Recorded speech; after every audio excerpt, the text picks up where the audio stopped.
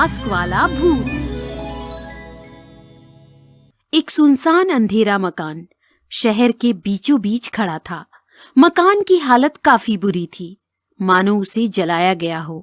मकान के चारों तरफ बस राख ही राख थी। मकान के अंदर पेड़ पौधे भी जलकर राख हो चुके थे। काफी भयानक था मकान का बाहरी नजारा। अंदर से तो मकान की काफी बुरी हालत थी। अंदर जला हुआ एक बेड था, उस पर एक आधा जला हुआ इंसानी कंकाल सोया हुआ था। दोपहर का समय था। अचानक तेज हवा चलने लगी। मकान से राख धुएं की तरह शहर में उड़ने लगी। मकान के आसपास के लोग डर गए और इधर उधर भागने लगे। मकान की जली हुई खिड़कियां जोर जोर से तांडव करने लगी। कमरे का दरवाजा थर्राने लगा, मानो भूकंप आया हो।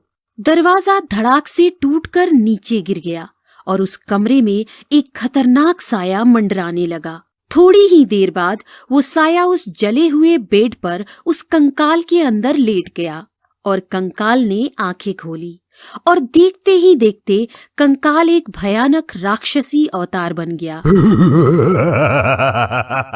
वो भूत अजीब आवाज में गुर्राने लगा और फिर उठकर बिस्तर पर बैठ गया। चलो, बहुत दिनों बाद ही सही मैं फिर से मेरे घर में लौट आया। मेरा जला हुआ ढांचा मुझे मिल गया।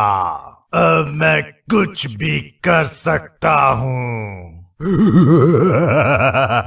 उन लोगों को तबाह करना है जिन्होंने मुझे तबाह कर दिया। मेरे ही घर में मुझे जिंदा जला दिया। शहर के चौराहे पर एक मास्क की दुकान थी। कोरोना कायम था, इसलिए लोग मास्क पहनकर भीड़ में घूम रहे थे। जो लोग मास्क नहीं पहनते उनका डंडे से स्वागत करने के लिए कुछ अधिकारी तैनात थे। मास्क वाला मास्क बेच रहा था। साला, लोगों का तो डर ही खत्म हो गया ससुरा।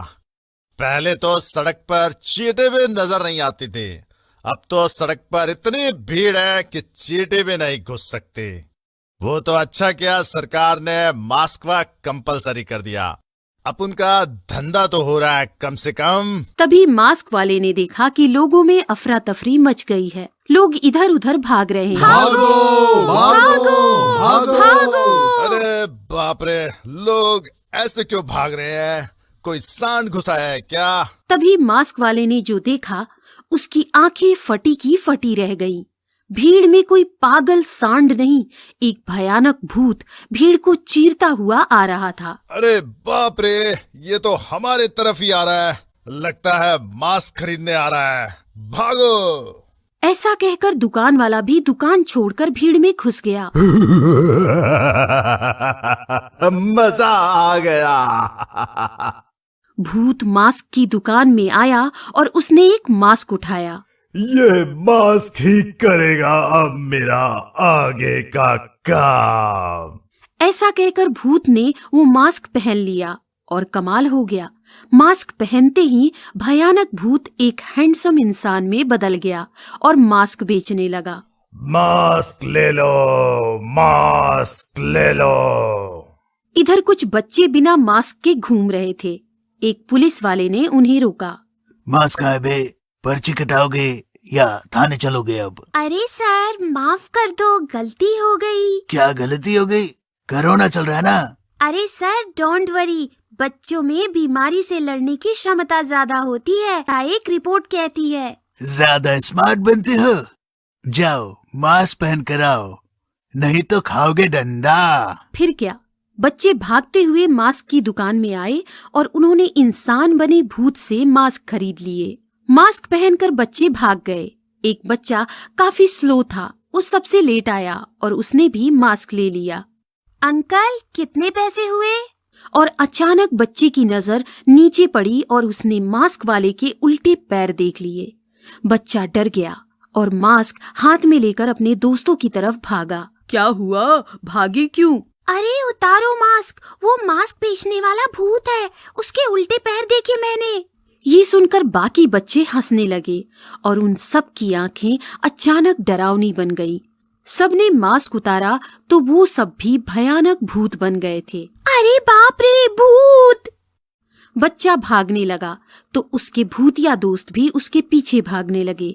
बच्चा भागते भागते एक मंदिर में आया और पंडित जी से टकरा गया। क्या बात है चिंटू? बच्चा पंडित जी को खींचते हुए अपने भूतिया दोस्त के पास लाया। अरे बाप रे, बच्चे भूत बन गए। हम नहीं छोड़ेंगे, किसी को नहीं छोड़ेंगे।